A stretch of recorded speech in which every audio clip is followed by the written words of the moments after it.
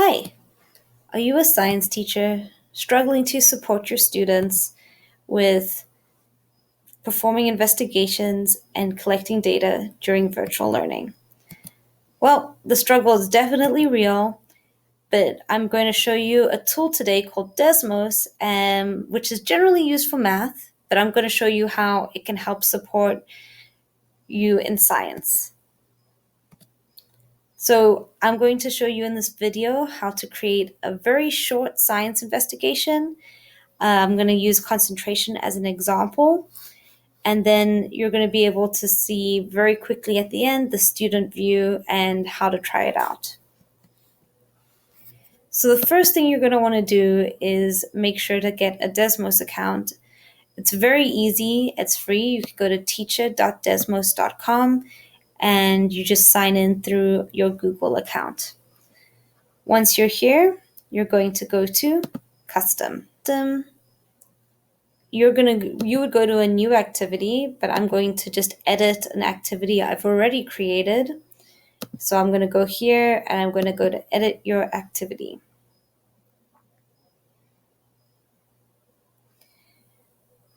So just a note on how to create slides.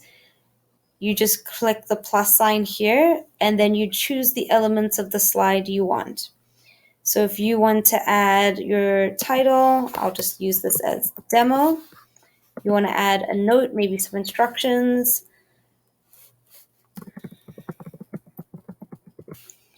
And now say you want to add a picture, then you would go there. You can choose a picture or a file to upload from your computer.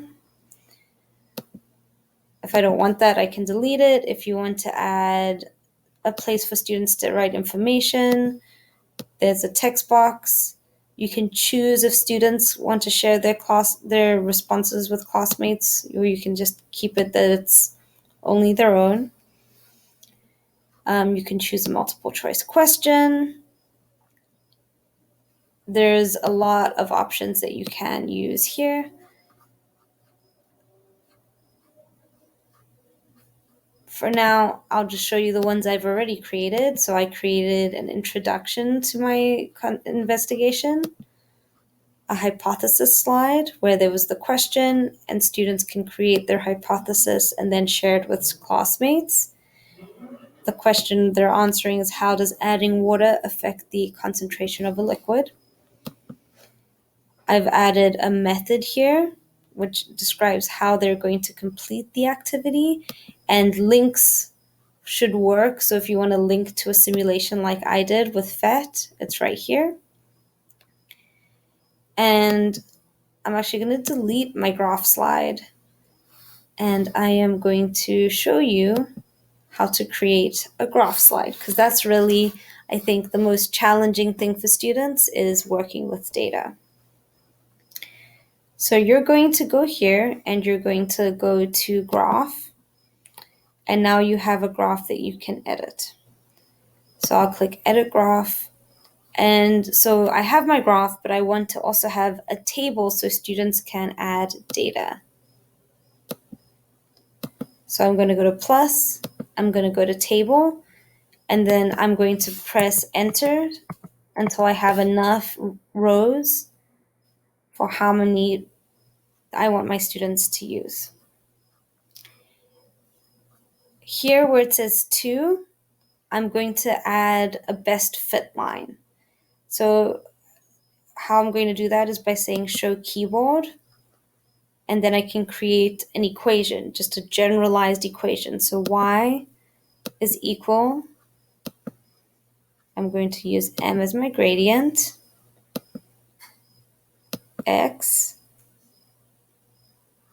I'm going to use plus, and I'll use b. Oh, there it is. And what you can do is you can actually make them sliders. And so if students can find the best fit line by just moving the slider to find the right gradient, and then if they need to change their where it hits the y-axis, the y-intercept, you can just use that slider too. You can also create different types of graphs. So for example, if I wanted to create a parabola, I can always just y is equal to a, and now I have a parabola that I can change based on its gradient. And you can make any type of graph where they can do a fit. I'm going to keep it with just my line graph because that's what my students are going to be using. I also want to change the range of the graph, so I'm going to click here.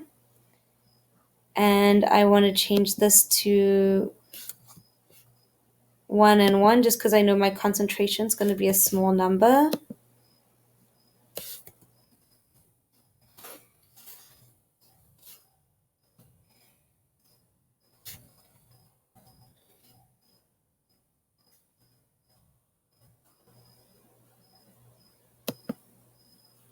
And so now I have a graph that's maybe a little bit more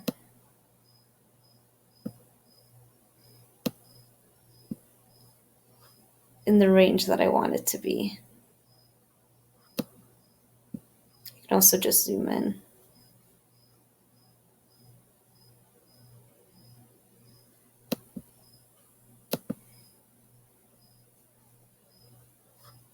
All right.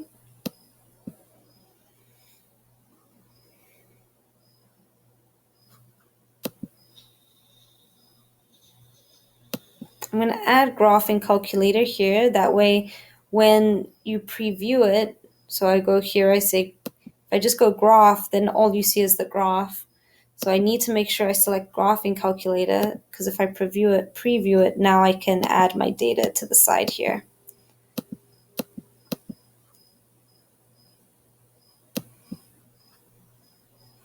Oh, I forgot one more thing. You can also add labels, so I can add volume. I can add concentration.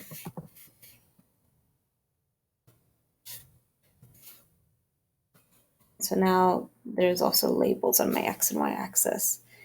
And then I have my last slide, which is the conclusion. And you can also edit this to have more like 3 steps, like this, the claim, the evidence, and the reasoning. I kept it pretty simple for now.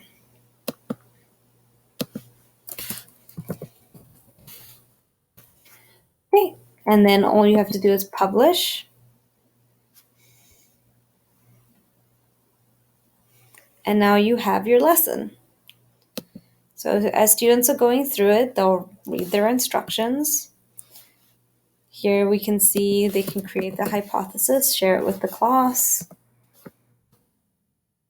Here's their steps in order to get into the Phet simulation. They can click on this link. There it is. And now here they can enter the data.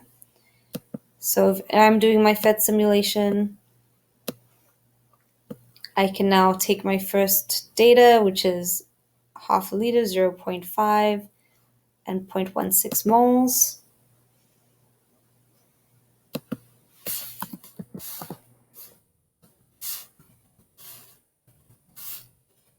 And then I can see my first data point is going to come up. I'll add some liquid, and it's like 0.625 and 0.126 moles. And now I can see my second data point coming up. I'll add more liquid. Now I'm around 0.7 and 0.114.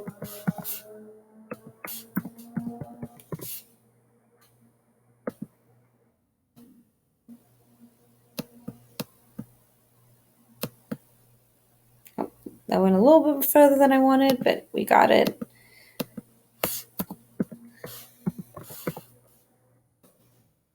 .096 moles.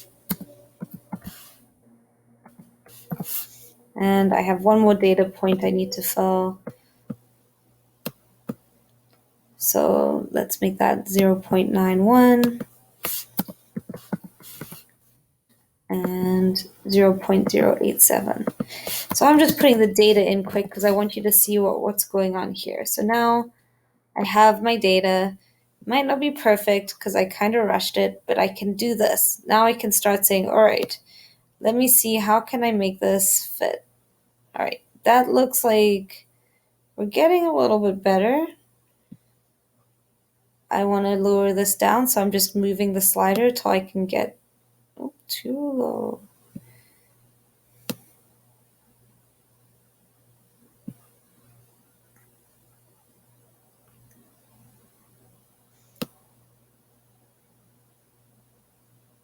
All right, so that's probably as close as I'll get, though I could type it in. So I see it's at 0.3, and I want it to be maybe at 0.35 or 0.25.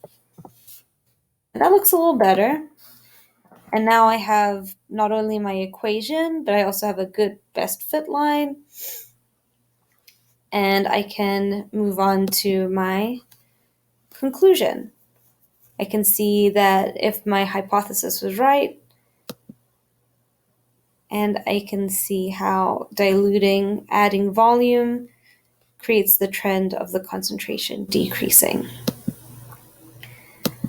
So one other thing is you can assign this lesson by adding a class, and you import using Google Classroom, or you can create a class if you are not using Google Classroom. Okay, so that's my video on how to use Desmos in the science virtual classroom. I hope that you found it useful, and let me know if you have any questions in the comments.